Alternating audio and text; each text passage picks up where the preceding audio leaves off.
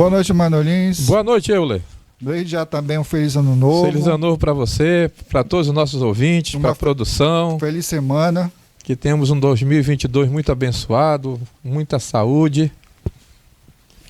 E é isso, Emanuel. Hoje nós damos continuidade à lição do livro de Hebreus. Agora é o capítulo número 2. Alguma saudação, Emanuelins? Alguma lembrança para alguém aí? Não, só desejar a todos mesmo, nossa família, nossos ouvintes, nossos irmãos, nossos colegas, nossos vizinhos, que tenhamos todos um excelente ano. E aqui vem a minha saudação para a Júlia, eu não lembro o sobrenome. Ela é uma daquelas pessoas que começaram a frequentar a igreja de 27º dia. Ela, a avó e a mãe. E ela, esse domingo próximo passado, foi batizada e agora ela é membro da igreja de 27º dia, da igreja de Xanglar. Então, Júlia, como nós falamos lá e foi muito bem focado pelo pastor, agora começa uma nova vida. Não será uma vida, como costuma dizer Manolins, uma vida de mar de rosas. Mas com Jesus Cristo nós seguiremos em frente. Dito isso, Manolins, vamos começar aí o nosso estudo com uma breve oração, por favor. Amado Deus e Pai, nós te agradecemos pelo ano que o Senhor nos concedeu, 2021. Te agradecemos também pelo sábado que o Senhor nos concedeu, pela nova semana que já estamos vivendo, pelo novo ano e também pelo privilégio que temos de estudar a Tua Palavra nesse momento. Nos dá sabedoria dos altos céus. Abençoa-nos, juntamente com todos os nossos ouvintes. Em nome de Jesus, amém. Amém. Emanuelino, semana passada nós tratamos a respeito do autor. Não se fala exatamente sobre a autoria, mas a menção é que seja o apóstolo Paulo, autor da epístola, ou como alguns dizem, um sermão aos hebreus. Nós já temos então uma mensagem de encorajamento, nós temos o emissor, que seria Paulo, e nós temos também aqueles que receberão as mensagens. E que também seriam, vamos colocar aqui, os destinatários da mensagem, que são esses recém-conversos, que podem ser tanto judeus convertidos ao cristianismo, ou como pode ser gentios que se converteram. É uma mescla de pessoas que aceitam o cristianismo. Em meio a tudo isso, existe a questão de uma mensagem mais reservada para eles não desistirem, para os hebreus não desistirem, porque faz parte da caminhada dessa trajetória ter reveses, ter dificuldades, mas isso não deve impulsionar o povo a desistir, pelo contrário, deve fazer o povo marchar para frente, marchar rumo à Canaã celestial. E a mensagem agora trata especificamente de uma mensagem mais, vamos dizer, pontual, que seria a mensagem de Hebreus. Qual é o sentido dela? Também nós vimos que tem uma aplicação para o tempo do fim, que já traçamos desde aquele tempo para cá, e como tu pontuaste, cada geração que passa é o tempo do fim para aquelas pessoas. Enfim, nós tivemos uma noção geral e agora nós vamos começar a entrar em alguns detalhes mais específicos da mensagem. Então vamos lá, irmão. A mensagem de Hebreus diz aqui assim, ó, os leitores, segundo o parágrafo sábado, os leitores de Hebreus provavelmente tenham sentido algo semelhante. Se eram filhos de Deus, por que estavam passando por tanto sofrimento? Mas lá na frente diz assim: Paulo escreveu a carta aos Hebreus para fortalecer a fé dos crentes em meio às provações. Ele lembrou a eles, por extensão a nós também, que as promessas divinas serão cumpridas por meio de Jesus, que está sentado à direita do Pai e que em breve nos levará para casa. É nessa perspectiva, Emanuel, que nós temos, e aí na parte de domingo diz: Jesus é nosso rei, mas esse rei não é da descendência de Judá, não é isso? Ele tem uma outra descendência. Além disso, ele assume também uma outra função que nós vamos ver na frente, mas é o reinado especial. É o reinado especial. Como é que é isso aí, mano? Jesus, nosso rei.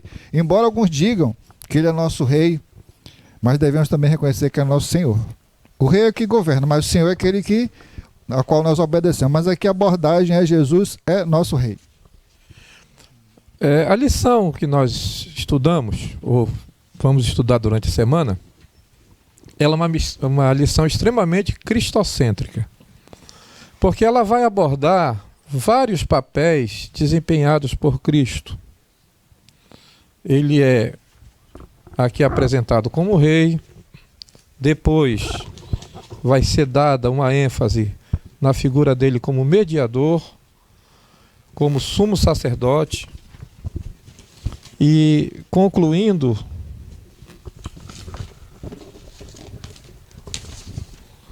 como mediador de uma nova aliança.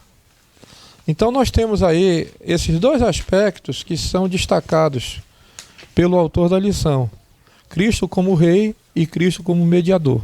São os dois pontos aqui. É claro que no que tange a questão de mediador, ela é muito mais detalhada na lição, muito mais explorada.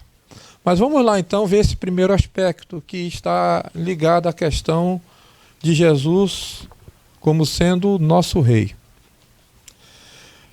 Os dois primeiros capítulos de Hebreus, eles focalizam Jesus como o rei, o capítulo 1 e o capítulo 2.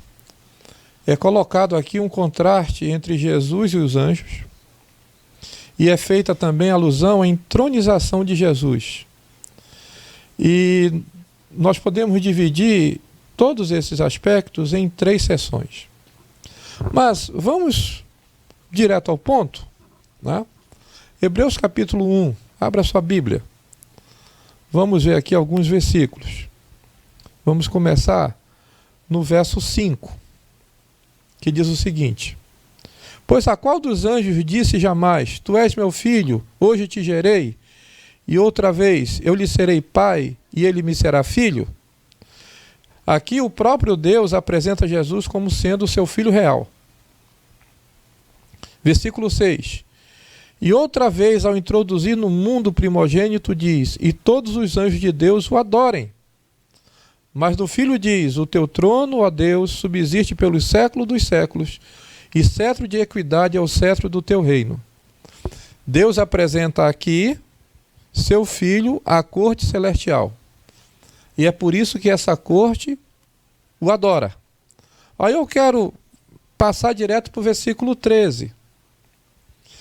Mas a qual dos anjos disse jamais, assenta-te à minha direita, até que eu ponha os teus inimigos por estrado de teus pés? Aqui nós temos a entronização do Filho de Deus. Agora, você falou a respeito da questão judaica, né? O povo de Israel, num determinado momento, ele pediu um rei. Eles não queriam ser iguais às outras nações. Até esse presente momento, o que vigorava em Israel, já que Israel estava unido nesse momento, era a teocracia. Deus era o rei, Deus era o rei deles, e Deus escolhia pessoas para, num determinado momento, trazer o povo de volta a si. Você tem uma sequência interessante. Moisés, que é o libertador, que conduz o povo durante 40 anos, na peregrinação pelo deserto, até que eles chegam nas fronteiras de Canaã novamente. E depois da morte de Moisés, nós temos Josué. E depois de Josué, começa um período que a Bíblia denomina de juizado, onde nós temos vários juízes que vão sendo levantados pelo próprio Deus. Sansão é um exemplo muito marcante. E esses juízes, eles de certa forma, vão ter sobre seus ombros a responsabilidade de governar, de ser um referencial para o povo. E com Samuel, ele ocupa funções muito importantes, já que ele é profeta, ele é sacerdote e ele é juiz ao mesmo tempo. Com Samuel vai haver uma mudança, porque é justamente nos dias de Samuel que o povo pede um rei. E a Bíblia diz que Samuel ficou triste, mas o Eterno interveio dizendo, olha, Samuel, não fica triste não. Não é você que eles estão rejeitando a mim. Mas Deus não os deixou entregue à sua própria sorte. Deus escolheu naquele momento o homem mais capacitado para ocupar o trono de Israel. Esse homem era Saul. De uma tribo pequena, de uma família simples, um homem extremamente humilde, mas que a Bíblia destaca a respeito da sua aparência física. Ele era um dos mais altos que existia em Israel, tinha um porte físico bem considerado e tinha também uma certa beleza. E nos seus primeiros anos ele desempenhou um reinado realmente procurando fazer a vontade de Deus. Mas infelizmente em 3 situações ele vai acabar desobedecendo a vontade de Deus, e por causa disso ele é rejeitado, e Deus então escolhe o sucessor. E aí que entra a figura da tribo de Judá. É aí que entra a casa de Jessé, da qual Davi fazia parte. E nós temos uma situação aqui interessante que o autor da lição destaca, Euler, no 2º parágrafo, na parte de domingo. Me permitam ser um pouco mais, e você também, de multiplicar aqui as palavras, porque se faz necessário nós fazermos aqui um resgate desse momento. O autor da lição diz o seguinte: uma das crenças mais importantes do Novo Testamento é que em Jesus Deus cumpriu suas promessas a Davi. Jesus nasceu da linhagem de Davi, na cidade de Davi. Jesus nasceu em Belém. Durante seu ministério, frequentemente o chamavam de filho de Davi, e ele foi executado sob a acusação de afirmar ser o rei dos judeus. Tanto é que Pilatos mandou que fosse colocado na cruz essa acusação, sendo escrita em 3 idiomas diferentes, para que todos pudessem entender. Pedro e Paulo pregaram que Jesus ressuscitou da morte em cumprimento das promessas feitas a Davi. E João identificou Jesus como o leão da tribo de Judá. O que o povo judeu precisava entender a respeito de todas essas questões? Eles esperam 2 tipos de Messias, de 2 casas diferentes. E nesse caso, esse Messias sofredor não foi aceito. Porque eles queriam um Messias, na concepção deles. Eles pegaram as profecias que falam da segunda vinda de Cristo e aplicaram-na como sendo da sua primeira vinda. E por causa disso, eles acabaram rejeitando o verdadeiro Messias. É claro que o cristianismo começou com judeus. E mesmo hoje nós temos muitos judeus se convertendo ao cristianismo. Mas o que é importante disso tudo é que nós entendamos que Jesus, ele é o verdadeiro rei. E o seu trono, ele transcende o trono de Davi. Ele transcende a cidade de Jerusalém. O seu reinado, ele é cósmico, ele não está ligado somente a uma questão particular de uma nação, de um povo, de uma cidade. Mas ele é, como ele se auto se intitula, e a Bíblia o fala também, como Rei dos Reis e Senhor dos Senhores, porque ele traz isso escrito nas suas vestes. Então, é isso que nós precisamos entender, é nesse sentido. Uma promessa que é feita mediante a casa de Davi, mas que iria ganhar uma dimensão cósmica. Jesus é rei. Ele é o Rei dos Reis, ele é o Senhor dos Senhores. E o seu trono, o seu principado, ele transcende tudo aquilo que nós podemos imaginar relacionado a um trono, a um principado terrestre. Eu queria, antes de passar para o outro tema, eu vou explorar um pouquinho mais essa parte, porque em que contexto nós temos que entender a situação de... Primeiro, Deus adota Jesus como seu filho real. Havia dúvida no céu sobre isso? Creio que não. Então, isso precisa ser explicado. Segundo, Deus apresenta o filho à corte celestial e essa corte o adora. Era Deus, a impressão é que tem que uma novidade aqui. E por fim, enquanto o Senhor proclama o governo eterno do Filho, isso aqui na segunda parte, ainda o terceiro, Deus entroniza o Filho, a verdadeira atribuição de poder. E aqui me parece que ou nós temos que entender que é um momento solene que ocorre no céu, após a vinda de Jesus, a sua morte, o sacrifício, a ascensão, e a partir dali existe toda essa situação. Mas isso já não era, Emmanuel, conhecido. Eu trago isso porque Dá a impressão assim que Jesus não era esse filho de Deus que merecia adoração. Mas isso faz parte do sistema sacrificial, está dentro do contexto do ritual do santuário, porque para mim Jesus é Deus, sempre foi. Então mesmo antes de vir para cá para a encarnação, ele já era digno de tudo isso aqui. Ele é filho de Deus, ele é entronizado. Quem lê o Espírito de Profecia sabe que os anjos o adoraram. Enfim, tem toda essa questão aqui. Mas isso aqui, em que contexto? Porque um leitor que não tem essa percepção vai dizer assim, peraí, mas isso aqui só foi agora reconhecido ou isso faz parte desse sistema agora, mano? Só para a gente entender um pouquinho mais aí. Não precisa, assim, aquela longa explicação, mas só aqui de forma resumida. Eu sei que a explicação é longa. A explicação é uma explicação longa, porque requer que nós venhamos a nos debruçar mais sobre esse ponto. Mas nós vamos procurar ir direto ao ponto, né? Já que ele, como autor da lição, pega Hebreus capítulo 1 para mostrar todas essas situações, ele sendo exaltado diante dos anjos, né? Isso que você falou, de uma forma resumida, sucinta, tem tudo a ver. Já seria aquela parte realmente principal, onde mostra que devido o seu sacrifício, já que ele se tornou, porque o livro de Hebreus também diz que ele num determinado momento, ele se tornou inferior aos anjos, nesse sentido de ter assumido uma natureza humana. E nós já falamos aqui sobre a questão pré-pós-lapsariana, mas também no aspecto de criação de Deus, a forma como a Bíblia coloca, há uma certa, nessa hierarquia, nós estamos abaixo dos anjos.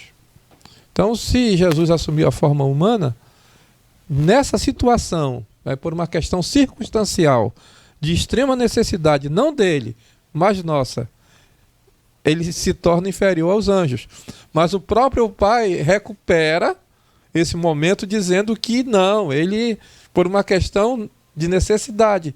Mas a verdadeira ação é mostrar que ele realmente é o Criador, ele é Deus com D maiúsculo, ele é coeterno, ele sempre existiu. E a questão dele, foi muito importante a tua pergunta, porque me permite eu voltar num determinado aspecto. A questão do principal descendente de Davi não está ligada a uma questão humana. Como eu disse, transcende. É algo sobrenatural. Se eles estavam esperando um rei que nasceria, Jesus é totalmente o inverso disso. Ele tem um nascimento miraculoso, ele é pobre, mesmo sendo da casa de Davi, ele tem poderes que nenhum outro rei tinha, mas mesmo assim ele se deixa sacrificar. Por quê? Porque para que ele se assentasse no trono do universo, ele precisava primeiro ser levantado numa cruz. Era necessário ele se assentar na cruz, eu vou usar essa expressão, para depois se assentar também no seu trono. Porque é esse sacrifício que fez com que os anjos ficassem boquiabertos. Por que que esse Deus se sacrifica, se autossacrifica? Por quê? E eles então ali na cruz, eles puderam entender todas essas questões que envolvem o grande conflito. Foi ali que eles começaram a entender qual é o caráter de Deus e qual é o caráter do inimigo de Deus. Uma pessoa, creio que resumiu isso, Manolice. Eu creio que se não alcança todo, não abrange tudo que nós falamos, mas dá uma resumida muito boa. Diz assim: antes da coroa vem a cruz. E eu creio que também é uma palavra que pode traduzir isso aqui, significa amor. E um amor supremo mesmo, que é difícil aceitar que esse amor, mas ele tá, mas como alguém também disse, é só olhar para a cruz do Calvário e ver quanto Deus nos ama. Na sequência, Manolice, nós vamos aí já ter um pouquinho mais sobre agora Jesus, nosso mediador. Nós temos aqui, Manolice, eu não vou tocar assim de leve, uma questão que está relacionada até à própria origem da Igreja Adventista do Sétimo Dia, que crê que as profecias lá de Daniel, especialmente, não é, de 8, você que é bom aí, 8, Daniel 8, 8h14 até 2.300 de manhã, santuário será purificado. 8h14.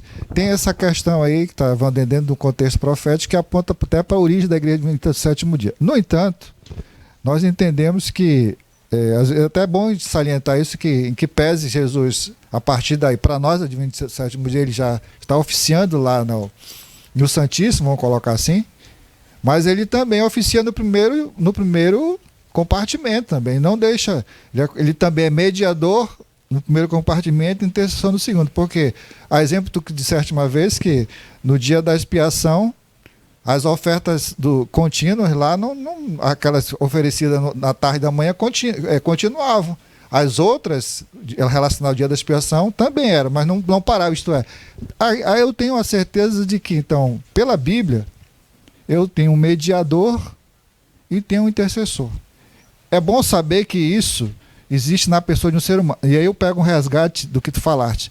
Agora, esse ser que está lá, que é divino, é também humano. E ele, ao sentar à direita, ele governa junto com o Pai. E ele tem ele tem muito da nossa natureza. Não a natureza pecaminosa, obviamente, mas a natureza humana.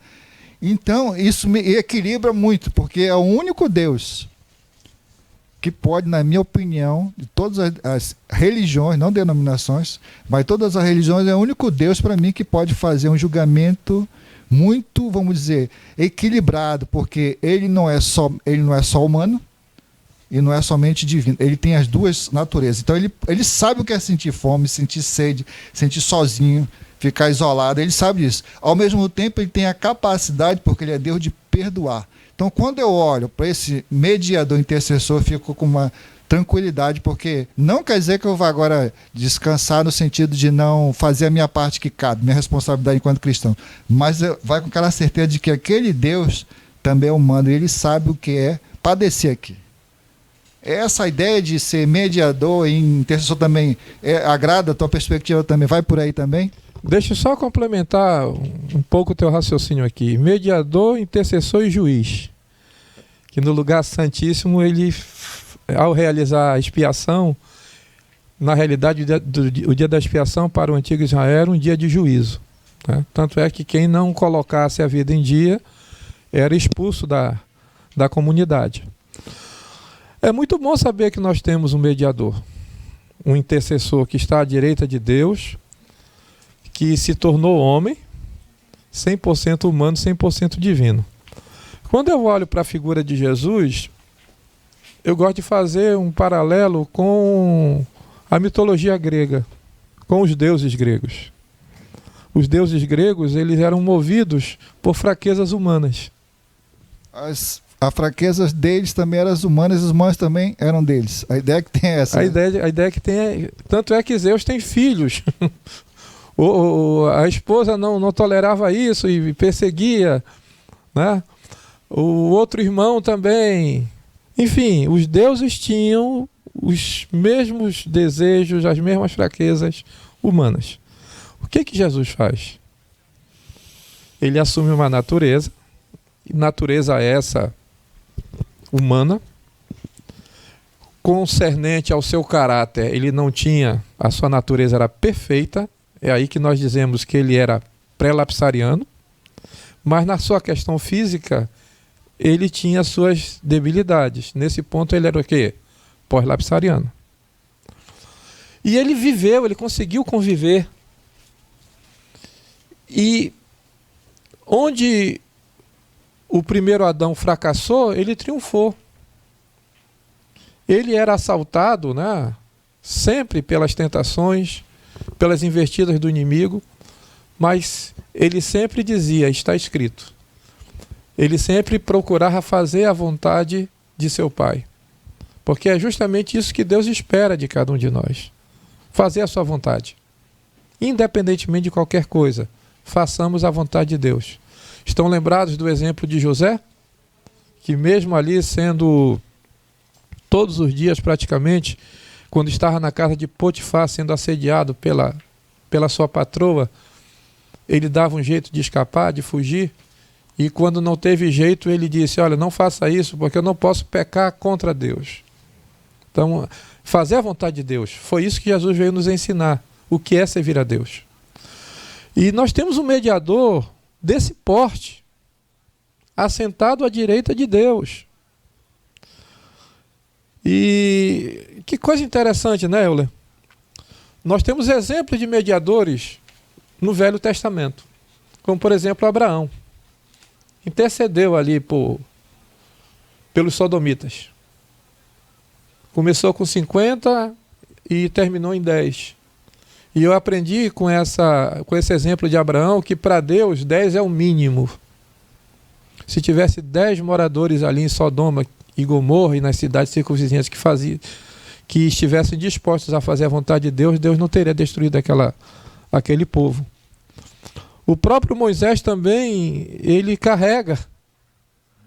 Ele se torna um grande intercessor, mediador também, né? Porque procura fazer ali a concórdia entre as partes.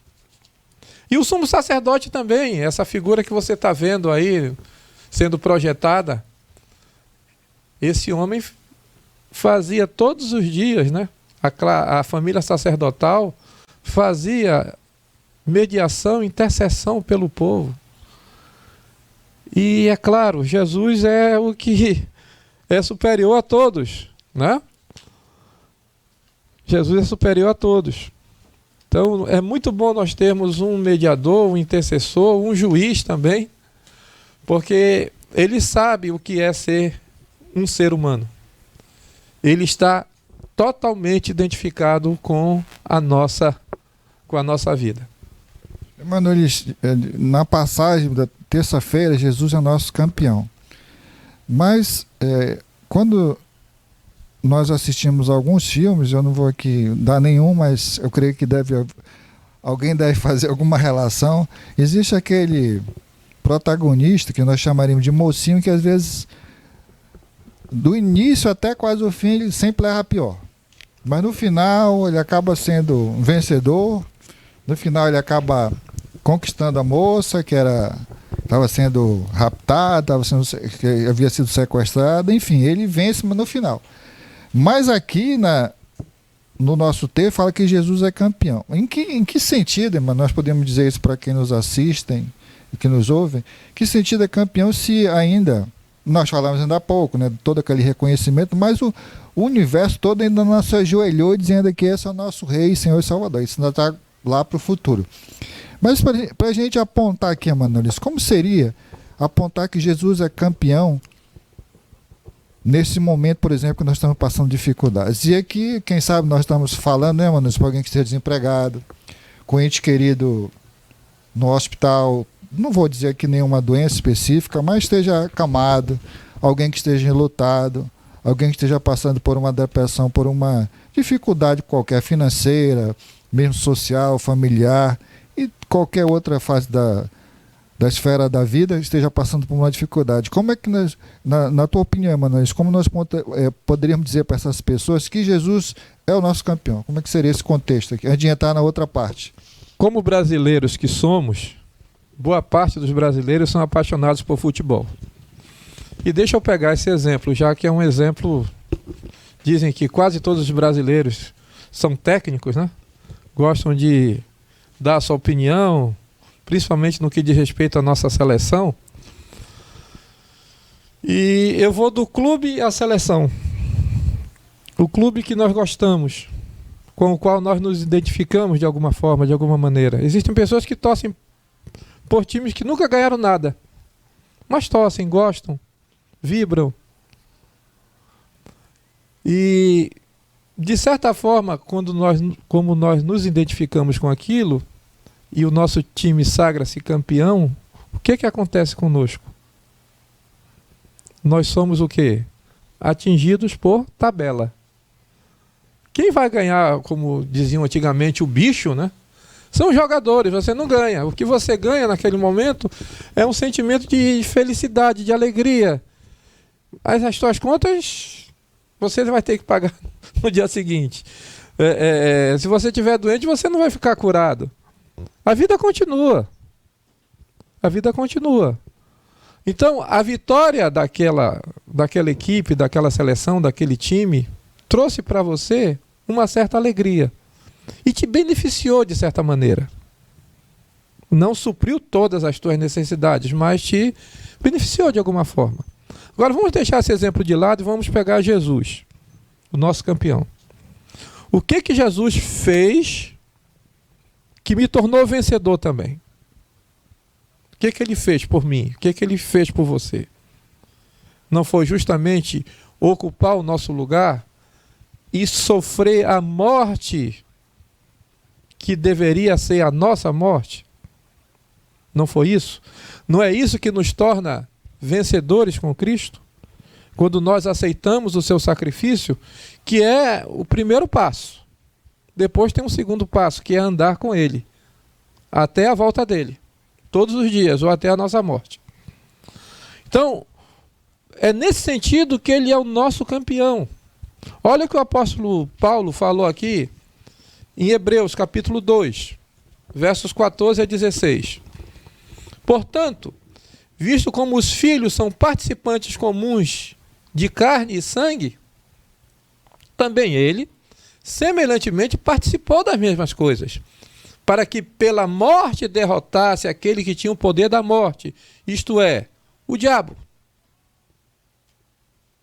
Então, com a morte de Cristo, é a questão lá de Gênesis 3,15, a serpente fere o calcanhar. Mas em contrapartida, o que ele faz com a cabeça da serpente? Ele esmaga. Então, a vitória é dele. Só que para Jesus conseguir essa vitória, ele teve que morrer. A mesma coisa, para ele se tornar rei do universo, rei dos reis e senhor dos senhores, para se assentar no seu trono de glória, ele teve que primeiro passar pela cruz. Então, é esse raciocínio que está aqui, Euler. É isso que mostra por que ele é o nosso campeão. E diz o seguinte, para que pela morte derrotasse aquele que tinha o poder da morte, isto é, o diabo. Satanás não foi lá e, a gente usa essa expressão, né, sequestrou o mundo das mãos de Adão, apesar de eles terem passado isso de livre e espontânea vontade, porque foram induzidos, foram enganados. Então, a partir desse momento, o inimigo se torna o príncipe deste mundo. E você tem uma luta entre essas duas forças, para que o mundo tivesse um único dirigente. Porque com a entrada do pecado, e Deus, pelo fato de ter realmente, eu vou usar essa expressão, ter bancado, de certa forma, o erro do homem, bancado em que sentido? De não deixar o homem entregue à sua própria sorte, de querer dar uma nova oportunidade para o homem, Deus acaba instituindo ali, de certa forma, um domínio o quê? Duplo. E nós temos, desde quando o mundo é mundo pós-pecado, dois grupos de pessoas. Uns que fazem a vontade de Deus e os outros que não fazem. Então, esse conflito, essa luta intensa, vai ter o seu grande momento na cruz do Calvário, que é o que está sendo retratado aqui pelo escritor do livro de Hebreus, quando ele diz aqui, no verso 14, para que pela morte derrotasse aquele que tinha o poder da morte, isto é, o diabo. Verso 15, e livrasse todos aqueles que com medo da morte estavam por toda a vida sujeitos à escravidão, pois na verdade não presta auxílio aos anjos, mas sim à descendência de Abraão. Os anjos não precisam dessa redenção. Quem precisa somos nós. Então, é nesse sentido que Jesus é o nosso campeão. Eu queria fazer um acréscimo, um adendo, porque agora, como Jesus é também humano, sem perder a divindade, nós, vamos dizer assim, entre aspas, geneticamente fomos gerados filhos de Deus. Porque agora o Filho de Deus, Jesus Cristo, vamos colocar assim, o primogênito, é humano também. E nós somos humanos. Então veja, eu vejo assim, esse campeão tornou possível, complementando o que tu disseste, a criatura se transformar em filho de Deus. Porque nós somos criados, Jesus foi gerado. Mas a partir do momento em que esse sacrifício é feito, nós nos tornamos filhos de Deus, porque Jesus, ao morrer, ele morre como ser humano. Então, quer dizer, e ele também é filho de Deus. E quem acredita nesse sacrifício passa a ter, e eu acho muito interessante que às vezes diz assim, que nós recebemos Jesus após a sua ressurreição, cremos nele pelo batismo e pela nossa vida, nós estamos aceitando essa divindade de Jesus Cristo. Quer dizer, é algo muito bonito, né? Interessante. É uma adoção. Isso. Então nós não, de criaturas, seres criados, nunca vamos deixar de ser. Mas nós temos um acréscimo também. E esse acréscimo vai dizer que agora eu sou filho de Deus, irmão de Jesus. Quer dizer, quando a gente vê a beleza desse campeão e dessa morte toda. Leia né? aí, Evangelho de João, capítulo 1, verso 12. É o 12 ou o 14? Aquele que diz que deu poder? Não, é o que diz que para que se tornasse filho de Deus. Evangelho de João, capítulo 1. É um momento muito importante esse que nós estamos aqui mencionando, porque mostra realmente a grandeza, né, desse Deus maravilhoso. Verso Esse é o 12. Vamos ver. Mas a todos... Isso. Mas a todos quanto receberam, deu-lhes o poder de serem feitos filhos de Deus, a saber, aos que creem no seu nome. Posso continuar o 13, que parece que... Os quais não nasceram do sangue, nem da vontade da carne, nem da vontade do homem, mas de Deus. Verso 14. E o Verbo se fez carne e habitou entre nós, cheio de graça e de verdade. E vimos a sua glória, glória como unigênito do Pai. Então esse texto de João sintetiza tudo aqui, né? Nós temos a capacidade de nos tornar filhos de Deus, de sermos adotados, de fazermos parte da família. Jesus é o nosso irmão mais velho. Eu vou usar essa expressão de um pastor conhecido nosso, que ele usava bastante ela. Jesus é o nosso irmão mais velho. Eu tenho nesse exato momento, à direita de Deus, o meu irmão mais velho sentado. E sempre que tinha algum problema, eu pelo menos era assim, às vezes me tinha em confusão, eu dizia logo para o sujeito, eu vou contar para o meu irmão mais velho. Porque o irmão mais velho dá, né, essa segurança, essa certeza para nós, né, de proteção, de realmente estar ali para nos ajudar, nos apoiar. Eu, como não tinha irmão mais velho, que eu sou o mais velho, eu tinha que dar proteção para os outros. Significa dizer que a gente às vezes assume encrenca, que não é nossa, mas por amor ao nosso, nós nos colocamos lá como mediador, como intercessor, e às vezes até em lugar de... E por falar nisso, irmã Alice, falar aqui na quarta-feira sobre Jesus é o nosso sumo sacerdote. E aí sim, além de sumo sacerdote, agora, como tu falaste ainda há pouco, ele é também juiz e nosso intercessor. Mas, irmã Alice, será que isso explicaria por que existe uma tardança na volta de Jesus? Quando nós entendemos o ritual do santuário terrestre, é possível dizer por que existe uma tardança? Isso está dentro do plano da redenção? Porque algumas pessoas dizem assim, pô, mas por que Jesus não voltou? Quer dizer, é como se fosse uma fase que ainda precisa ser cumprida para que depois venha o fim? É essa a ideia aí? Nós queremos muito que Jesus volte logo, né? Pelo menos alguns querem.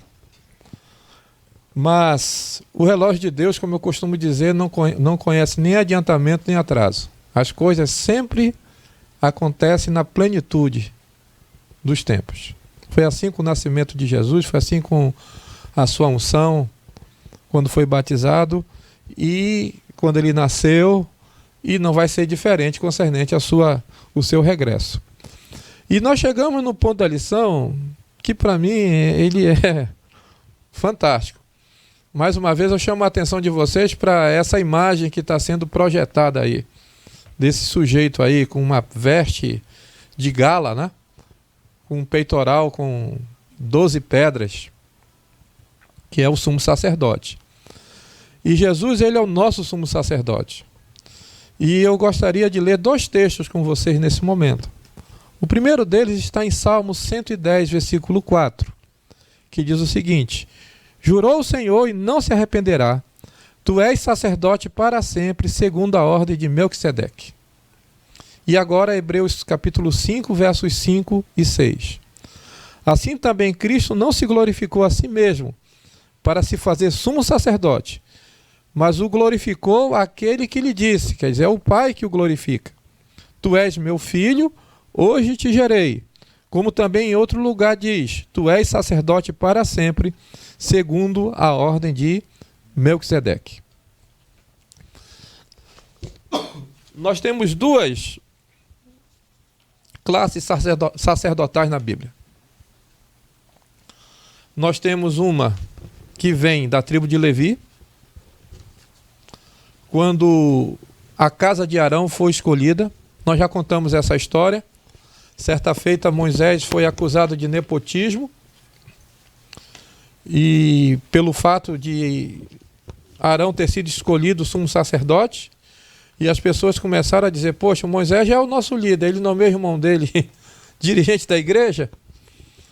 E os próprios levitas estavam questionando isso, né? Também. E Deus interveio na história e pediu que cada tribo nomeasse uma pessoa, e Arão iria ser o representante da tribo de Levi, e cada um desses homens levasse uma vara, colocasse uma ao lado da outra. E para surpresa de todos, a vara de Levi, da qual Arão era o representante naquele momento, a Bíblia diz que floresceu. E a partir daí não houve mais nenhum tipo de questionamento.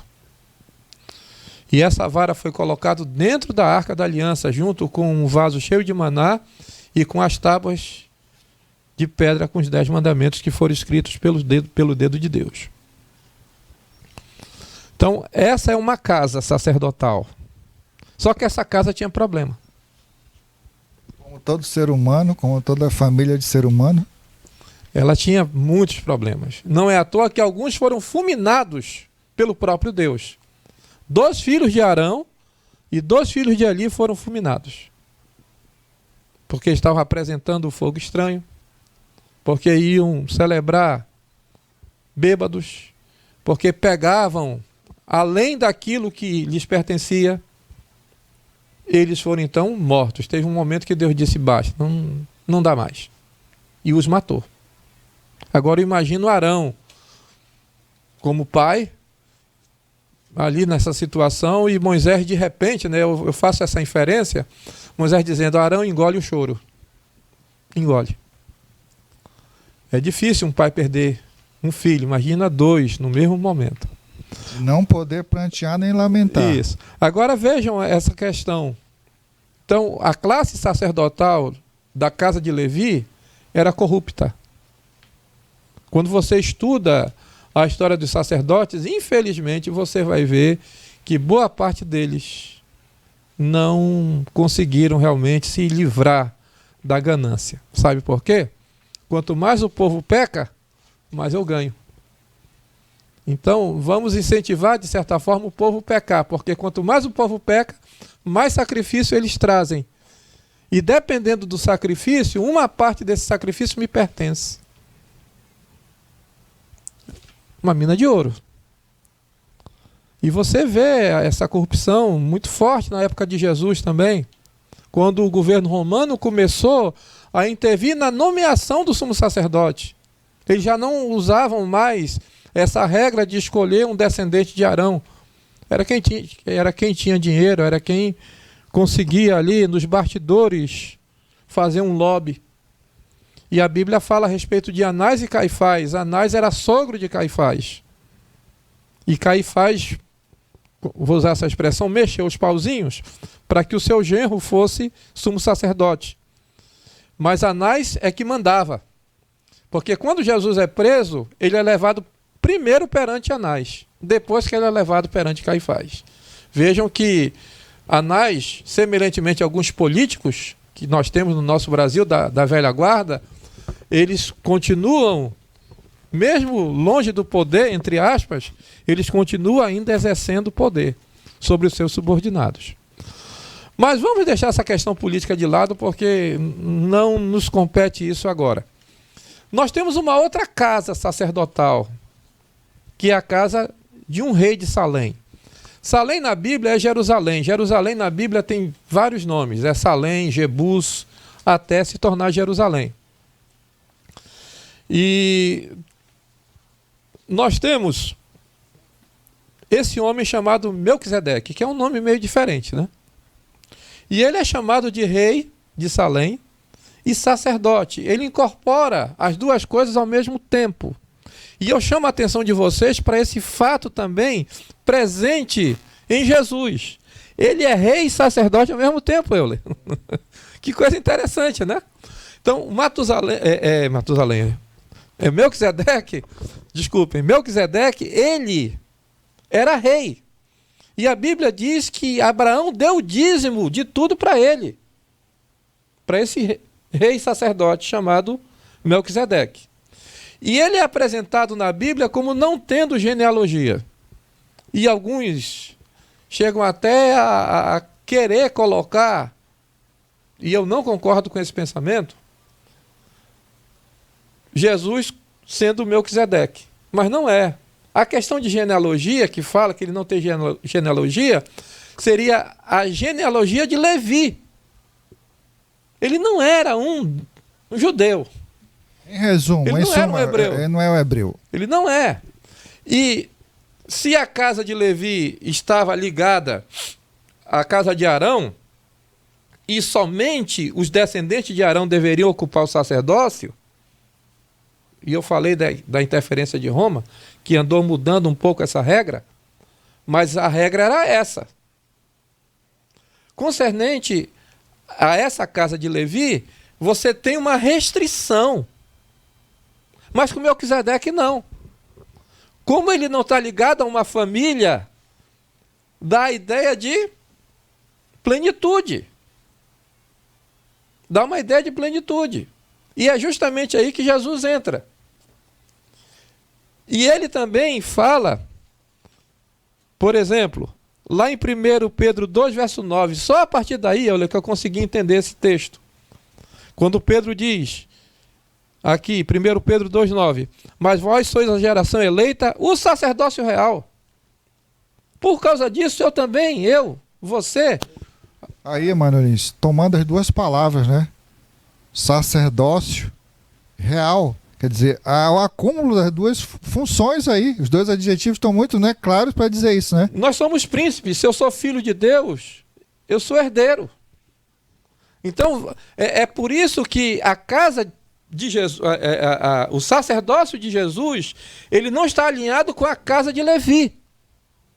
Por causa dessas questões que eu pontuei aqui. Os problemas que a casa de Arão tinha. E nós vamos ver daqui a pouco também relacionado às duas alianças. Jesus está alinhado com a casa de Melquisedeque, que sai de uma tribo e dá essa ideia de plenitude. E por causa dessa plenitude, nós também nos tornamos rei sacerdote. Se nós formos olhar, inclusive a palavra Melquisedeque dá a ideia de que é um rei justo. Então, um rei que pratica a justiça. Além dele ser rei, ele é um rei justo. E tem esse acréscimo de que ele também é, vamos dizer, um sumo sacerdote. Ainda não existia nem tribo, nada, quer dizer. Não, ele do tempo de Abraão. Ele é um embrião.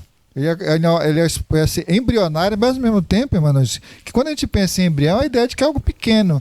Mas é um embrião que tem uma completude, um alcance muito grande, porque qualquer um podia, qualquer adorador do Deus vivo, do Deus eterno, poderia levar suas ofertas, seus dízimos a esse rei, que é também sumo sacerdote. Quer dizer, ele também não é da linhagem ainda, vamos dizer, não é nem da descendência de Abraão ainda, né? Inclusive, ele recebe do próprio Abraão. Quer dizer, a ideia é que, às vezes, esses tipos que estão na Bíblia apontam justamente para esse lado que tu estás agora pontuando de forma muito, muito, muito importante, que é de que também, assim como nós não temos nenhum. Aliás, para nós seres humanos, isso é duplamente benéfico, porque nós não temos linhagem real. A rigor, nós somos gentios. Nós também não temos linhagem sacerdotal. Mas, na pessoa de Jesus, como tu pontuaste, eu acumulo essas duas funções. Nós temos o sacerdócio real na pessoa de Jesus. E é mais um prêmio para a humanidade. Você percebe, você foi muito feliz na tua fala agora. Você vê um gentil, Melquisedeque. E nós somos gentios. Então, é por isso que Jesus está alinhado com a casa dele. Não quer dizer que Jesus desprezou os judeus, de maneira alguma. O cristianismo começou com os judeus. Os discípulos eram judeus, com exceção de Lucas, que era grego. E Lucas não fazia parte do grupo de 12, dos 12, né? Ele vai se juntar um pouco depois. Então, essa ideia que é importante. Por que Jesus estava alinhado com a casa de Melquisedeque, não com a casa de Arão? Ele era um judeu, ele não era levita, era um judeu, mas mesmo assim, ele se alinha a uma pessoa que nem fazia parte do povo hebreu, porque o povo hebreu não existia nesse momento. E o principal ancestral desse povo, que é Abraão, reconheceu Melquisedeque como sendo um rei sacerdote muito importante. E Abraão reverenciou esse homem. Então é muito importante. E o que um sacerdote faz? Ele faz mediação pelo povo, ele oferece sacrifícios pelos pecados, tanto do povo como dos seus próprios pecados. Eu me refiro à casa de Arão, por isso que essa casa era deficitária. Ele representava o povo perante Deus em um determinado momento, Deus perante o povo.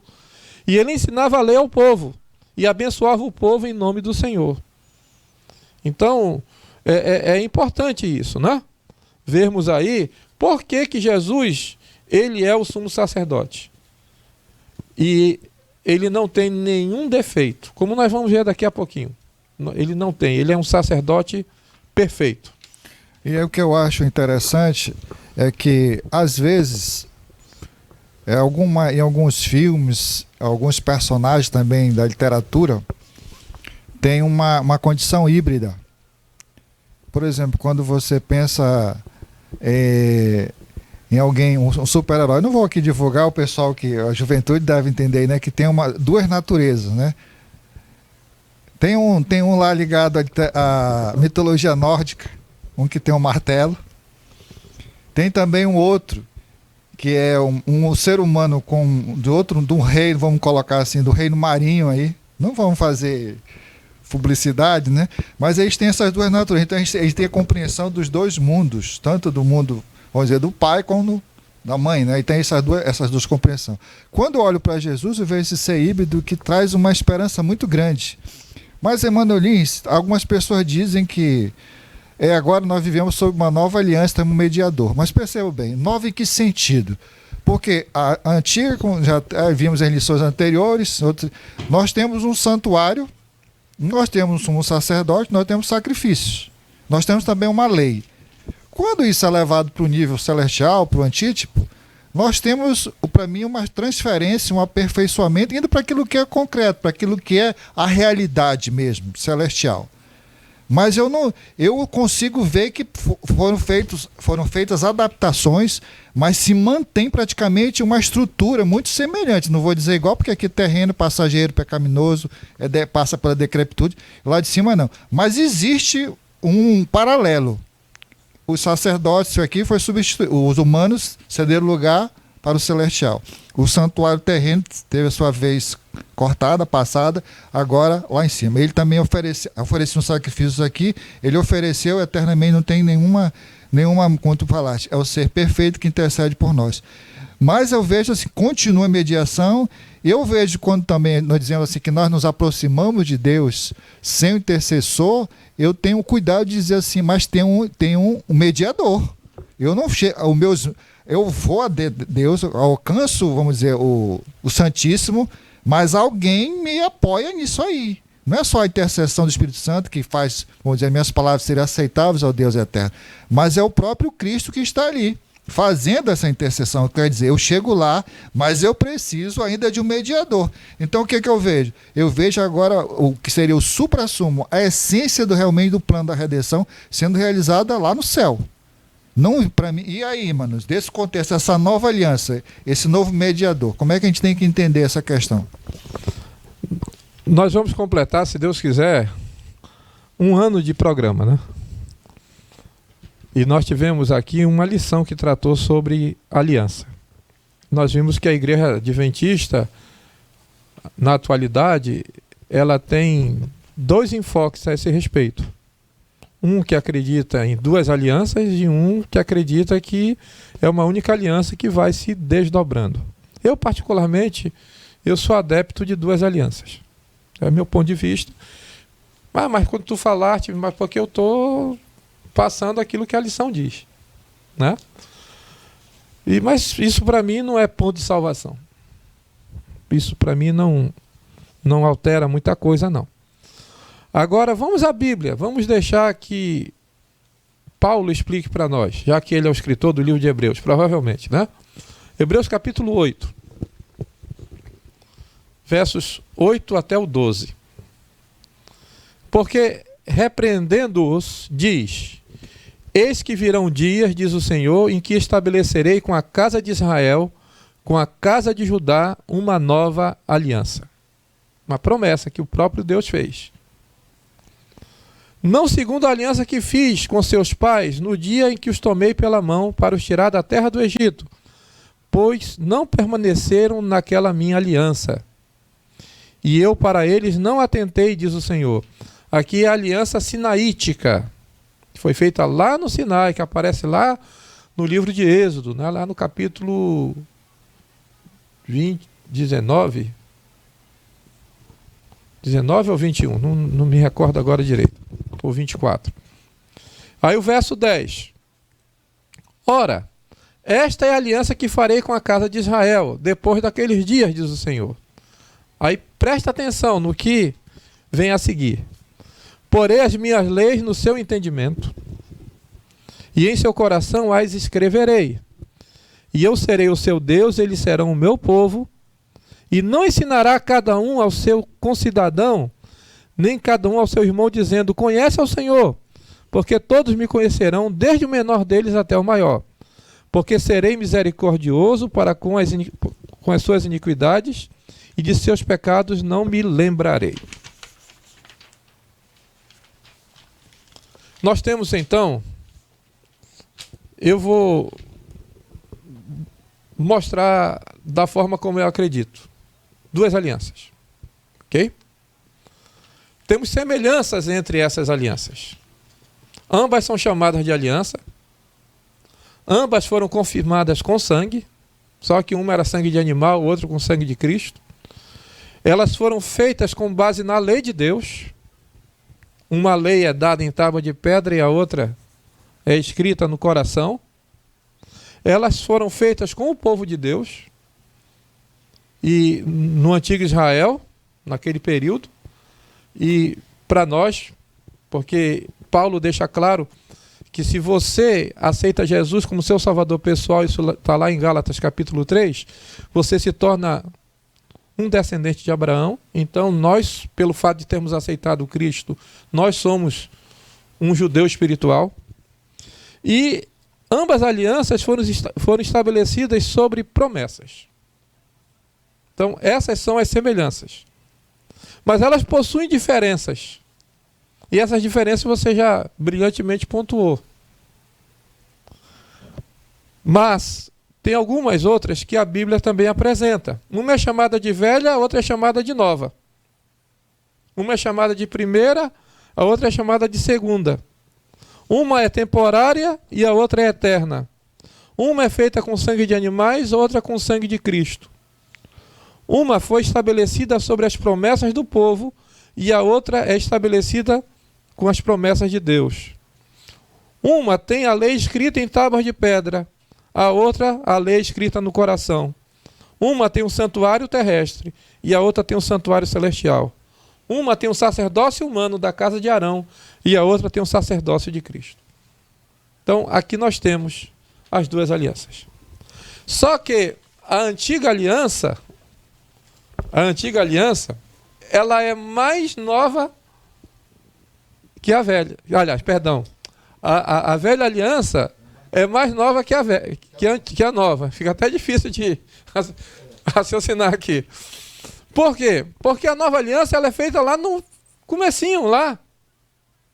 Quando o homem peca. Lá no Éden. Lá no Éden. Ali é feita a nova aliança. É por isso que o Apocalipse fala do Cordeiro que foi morto desde a fundação do mundo. E a antiga aliança, ela é feita no Sinai, com o povo de Israel, liberto do Egito por Moisés. Quantos anos nós temos de Adão até esse momento de libertação do povo de Israel? Quantos anos? Então é nesse sentido que a nova aliança é mais velha. que a velha. E nós sempre temos que ver a didática que Deus usa. Deus pega coisas, é aquela questão, né? Você é levado do conhecido para o desconhecido. Então, o que Deus faz? Deus apresenta, olha, é assim. Mas eu quero que vocês entendam isso aqui, para que depois de vocês entenderem isso aqui, vocês vão poder dar um salto de qualidade e entender coisas superiores. Foi por isso que ele deu o santuário terrestre. Para você entender o santuário celestial, você tem que entender o santuário terrestre. Por quê? Porque o santuário terrestre é uma cópia do celestial. Você não tem como entender o santuário celestial se ignorar o santuário terrestre. Ali está toda a dinâmica, está todo o ensinamento. Então, relacionado a essas duas alianças, nós podemos ver que apesar dessa...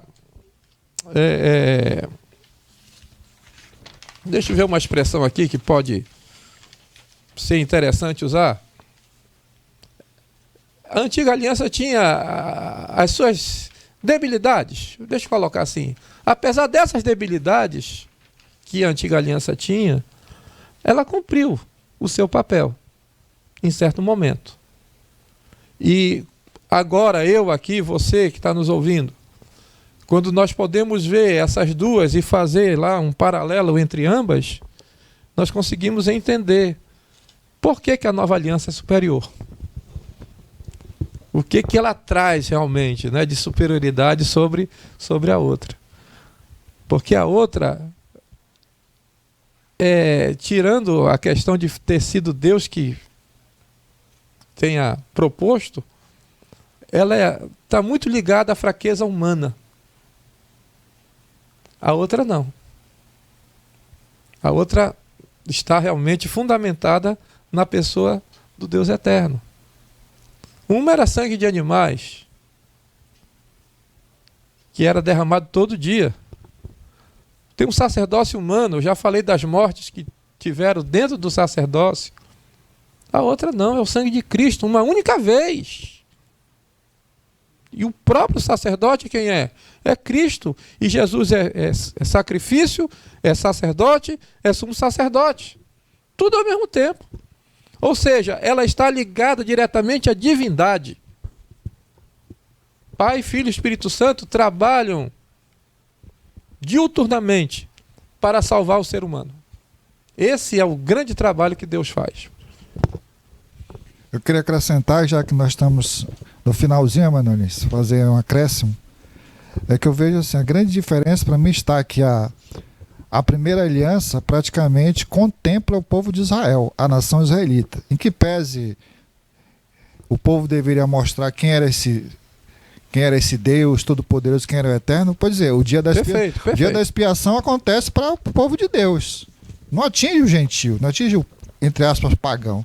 Mas a de Jesus, ela é plena, ela não é particular, é geral, é abrangente, como tu disseste, ela é divina. Então ela absorve, pega qualquer um que se achegue a ele, seja ele judeu ou não. Então, para mim, a beleza também está aí. E para o final, Emanuelinho, aqui tem uma citação aqui de um autor conhecido, que é o C.S. Lewis, aquele que uma vez sendo ateu, tendo conversado muito com um amigo cristão, tornou-se cristão, autor de Crônica de Nárnia, entre outras obras, né? Ele diz algo interessante aqui. Acredito no cristianismo, como acredito no sol. Não apenas porque eu o vejo, quer dizer, vejo o sol, mas porque por meio dele, do sol, vejo todo o resto. Eu queria fazer uma pequena paráfrase aqui, né? Eu não entendo tudo, mas quando eu olho para Cristo, eu entendo o amor de Deus, que eu não posso entender, mas por meio dele, eu vejo o amor de Deus. Que essa seja a nossa esperança, não é, Manolins? Né? É o nosso amigo que nos assiste, nos ouve, de que esse um sacerdote é nosso campeão, ele é um ser híbrido, é divino, é humano, ele já fez tudo que é possível salvar. A nova aliança contempla todos que se achegam, se aproximam, e a certeza de que esse Deus tudo fará, se é que ainda existe alguma coisa a ser feita para nos salvar. Para mim, a garantia de o ser humano, que ao mesmo tempo é divino, ou divino que ao mesmo tempo é humano, me dá uma certeza e uma tranquilidade de que o julgamento será justo. Não haverá pendência nem para um lado nem para o outro. Sendo assim, né, mano, vamos nos despedir em oração e contando com você para deixar a nossa, vamos dizer, a nossa projeção aí, o nosso estudo mais relevante, né? Nós podemos usar aí o Fato Amazônico para distribuir aí pelo meio das plataformas, né, digitais, o Facebook, YouTube, Instagram e o Fato Amazônico. Nós não queremos monetizar, não. E se um dia Deus quiser abençoe para monetizar, o que nós obtivermos aqui, nós vamos transformar isso em algo em benefício daqueles que nos ouvem, nos assistem, enfim, da própria pregação do Evangelho. Então compartilhe, dê o seu likezinho lá, né? Distribua e ajude a compartilhar o Evangelho. E eu quero dar aqui uma informação. Provavelmente no nosso próximo programa nós vamos estar aí ofertando livros. A bênção já começou. Vamos estar ofertando vários livros, né? Você pode ganhar uma dessas literaturas que vai ser muito edificante, com certeza. Então ore para que a bênção continue durante todo o ano, né, mano? Já haja essa, vamos dizer assim, essa bonança, essa bênção, e que os doadores e aqueles que vão receber também sejam abençoados com essa literatura. Sendo assim, vamos nos despedir em oração. Oremos. Bendito Deus, eterno Pai Celestial, obrigado por este dia, pela semana que já se iniciou, também pelo teu companheirismo, meio do Espírito Santo aqui. Obrigado porque certamente nós somos abençoados, assim como esses que nos ajudam a produzir este programa, a nossa equipe técnica, a direção, aqueles que nos ouvem, nos assistem, enfim, Senhor, todos aqueles que conosco compartilham e vão ajudar a compartilhar essa mensagem, que sejam abençoados por Ti. Dá-nos uma semana feliz, ajuda neste novo ano nós termos um compromisso melhor contigo e levarmos a cabo a parte que nos cabe enquanto estivermos neste mundo, qual seja de pregar o Evangelho e dizer que Jesus está perto a voltar. Dá-nos a Tua bênção, a Tua unção para esta nova semana. Em nome de Jesus nós te agradecemos. Amém. E Fato Amazônico, Emanuelinho. A notícia agora.